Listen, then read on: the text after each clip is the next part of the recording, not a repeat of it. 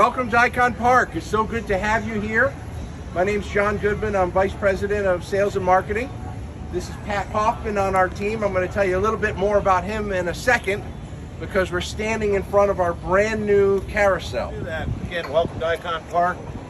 I'll give you a little brief history about carousels in general. The first carousel opened up in 1660 in Germany. It had live animals though. It had donkeys and horses and that sort of thing.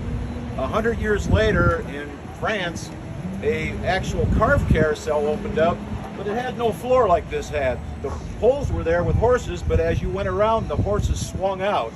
So the evolution of carousels ended up with floors and stationary horses that would go up and down and that sort of thing. And the first one of those opened up at Coney Island in 1875, a grand carousel, just beautiful. And some of the horses on here are actually replicas of that early carousel. There's many carvers that were famous that carved carousels. The interesting thing is back in the day when you bought a carousel that had 50 animals on it, it would take 7-8 years to hand carve all that, and hand carve all the rounding boards at the top and all the artist work that had to go into it. Today, these are fiberglass horses, and it takes about 8 months to actually build a carousel and get it ready to send out. So that's kind of a brief history. Several of our animals, the sea dragon just went by, and a deer.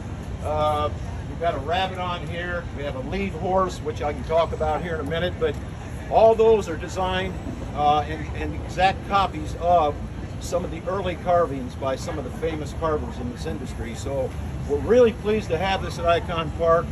It's so much fun. I've been in this industry, like John said, for 54 years, and I just love to put new rides in like this and watch the kids come out and their faces glowing as they're getting on the horses. And the sea dragon is sitting here right now. The kids just love that. They kind of like the first one on there gets on that dragon, and the other kids, oh, I want to ride that, you know, that sort of thing. So, but anyway, and the outside row, of course, is a mixture of animals and horses. The inside 2 rows are all horses, and it's just really cool. So every carousel has a starting point, and it's called a lead horse. And this particular horse is our lead horse. It has the carved fairy on the side of it, and the flowers, and all the intricate, detail as far as artwork and jewels and all that sort of thing. That is the lead horse, and the carvers back in the day would actually name every horse that they carved. And again, this is a replica of a horse from back at the turn of the century, 20th century, and this was called the fairy horse, hence the fairy on the side of it.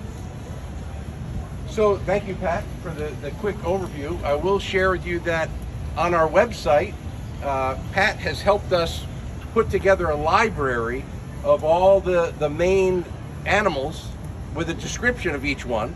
So at your leisure, you can go on the website, you can learn about each one of the primary animals, the featured animals, and a little bit more of the history of the carousel.